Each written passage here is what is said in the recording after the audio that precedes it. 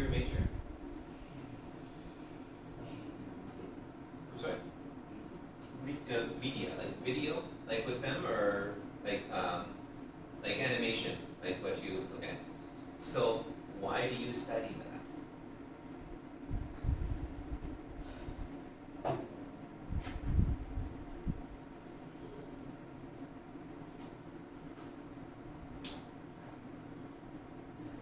You want to do the same thing, right? You want to make movies like that. Yeah? You want, the thing is, all of the people who are in this kind of field, you want to tell a story. That's really what it is, right? Now maybe you want to help somebody else tell their story, right? Maybe you don't have your own story, you just want to help other people, but you want to make something, again, be productive. It's actually,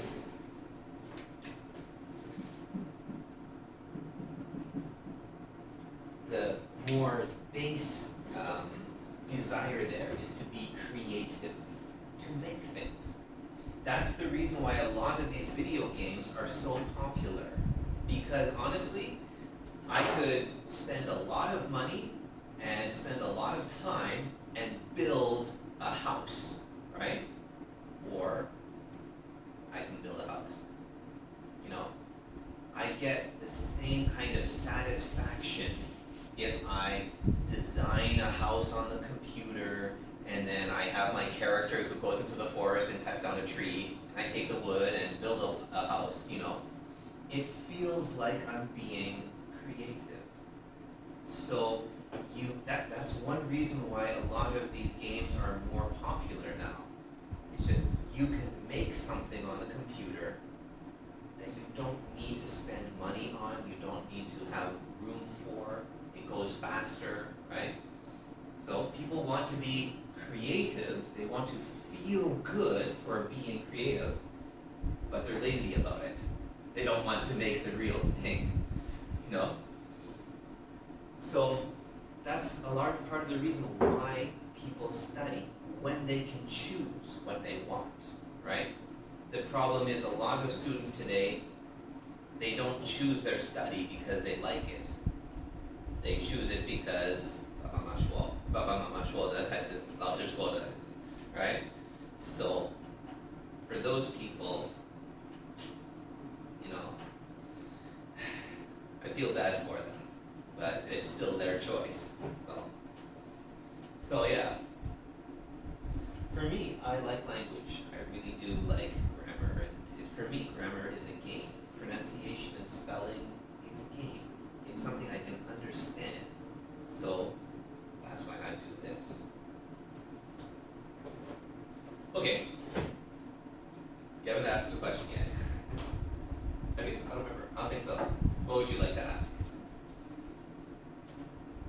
都可以了。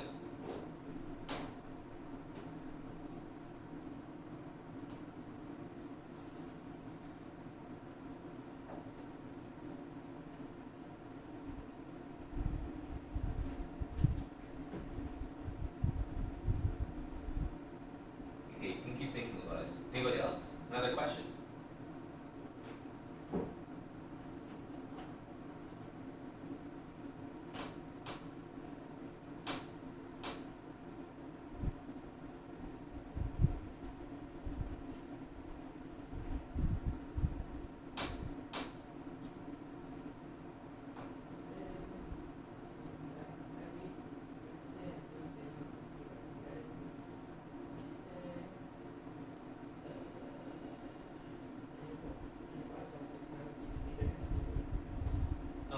Honestly, at the beginning of the semester, a lot of Wednesday afternoons, I didn't see anybody for the first class.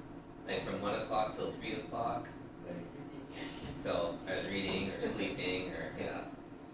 But yeah, it happens a lot.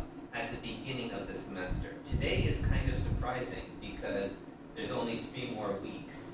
Yeah. And all of the students have to come and see me at least once, right? So that's when I have to start telling students, you know, we don't have enough chairs, so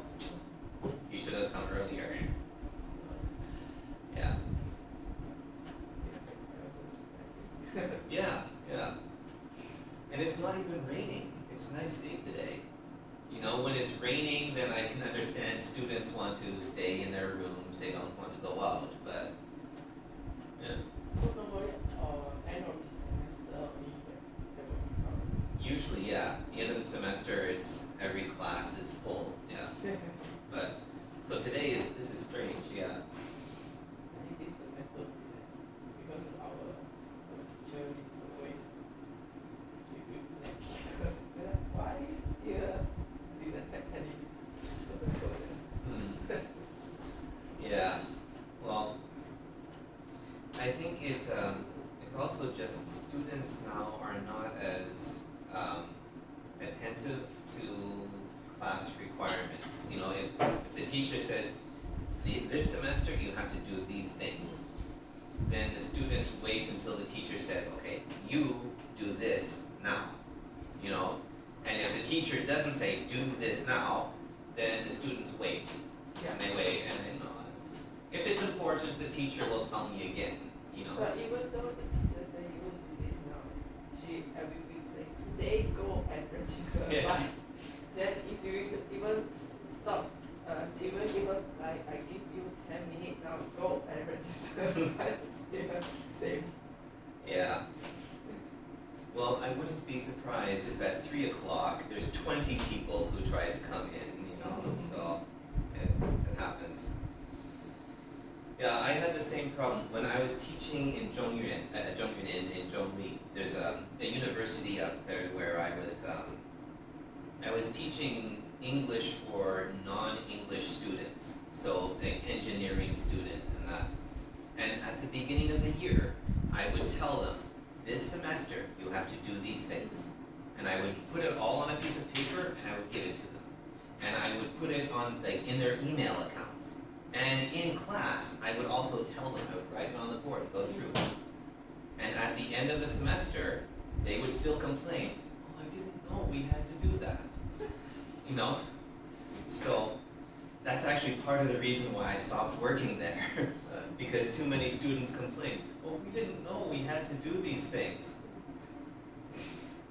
So, You got them through because you got email. yeah, I put it on the school account for them. Yeah, like I said, you know, on paper, on the board, everything. So it's fun that they don't want to do it, then I'll teach somewhere else. Yeah. So, okay, yeah, we still have some time for some more questions. So, 都可以问。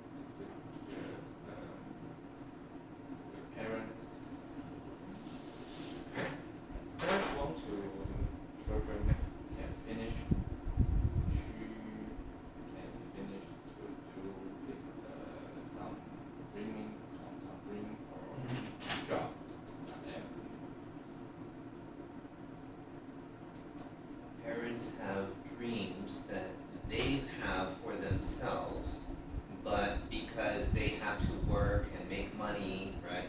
So they don't see their own dreams. Yeah. But then they try to push their dreams on their children. Yes. Yeah. Yeah, that happens in a lot of cultures. Yeah. More Asian parents. Well, in Asia, there's a lot more parents, especially now, who grew up with still not enough, you know? So they felt that they needed to make a lot of money. They needed to, you know, make sure they have a car and a house and, you know, they need all of this money stuff so they can be happy. So that's why a lot of them, they put aside their dreams. You know, I want to make movies, but there's no money, so instead I will work at a factory. You know, and I'll work there all day, and you know, I won't be careful with my health, or I won't do anything fun. I'll just work, so that my children can do what they want. But then, then the parent says, well, I wanted to make movies, and I couldn't, so now you should go make movies. I know what you mean. It's unfortunate, because it's one of the places where culture and tradition tend to be a bad influence, right? They cause more problems. Culture and tradition can be really good things. They give you structure, right? They give you reason for doing things. They let